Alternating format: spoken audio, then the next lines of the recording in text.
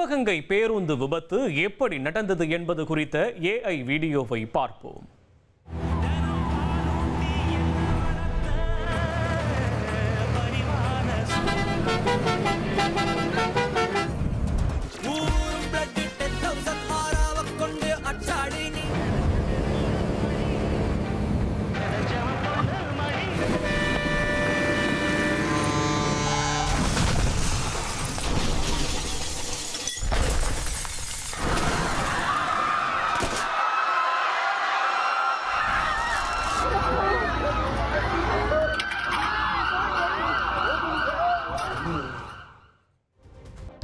சிவகங்கை மாவட்டத்தில் அரசு பேருந்துகள் மோதிய விபத்தில் உயிரிழந்தவர்களில் 11 பேரின் உடல்கள் அடையாளம் கண்டறியப்பட்டுள்ளது.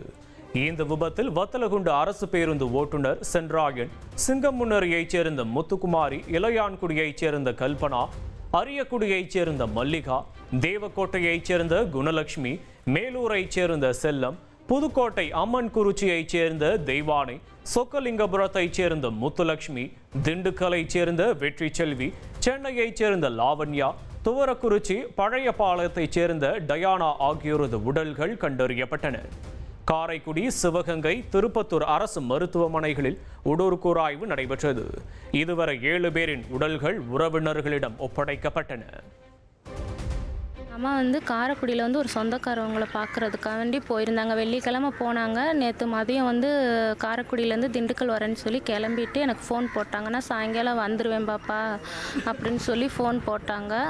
அதுக்கப்புறமா ஒரு ஃபோனும் வரலை. சரி அம்மா கூப்பிடுவாங்கன்னு நானும் கொஞ்சம் அசால்ட்டாக இருந்துட்டேன். கரெக்டாக 7:20க்கு சிவகங்கை போலீஸ் ஸ்டேஷன்லேருந்து இந்த மணிக்கு ஆக்சிடெண்ட் ஆயிடுச்சு அப்படின்னு சொல்லி ஃபோன் வந்தது. கேள்விப்பட்டதுமே நாங்கள் அங்கேருந்து திண்டுக்கல்லேருந்து இங்கே கிளம்பி வர்றதுக்கு நைட்டு 12:30 மணி ஆச்சு.